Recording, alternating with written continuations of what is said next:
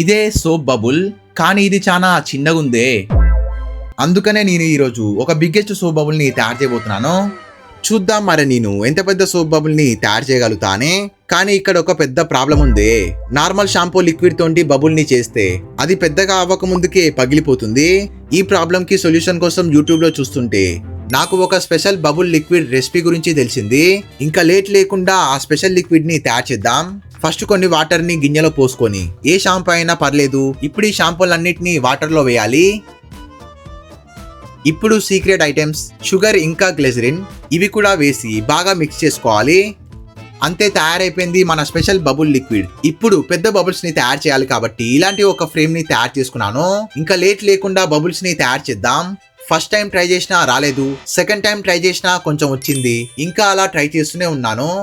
Finally ఇవే నేను తయారు చేసిన బిగ్గెస్ట్ బబుల్స్. వీడియోకి లైక్ చేయండి, ఇలాంటి మరిన్ని వీడియోస్ కోసం సబ్స్క్రైబ్ చేయండి.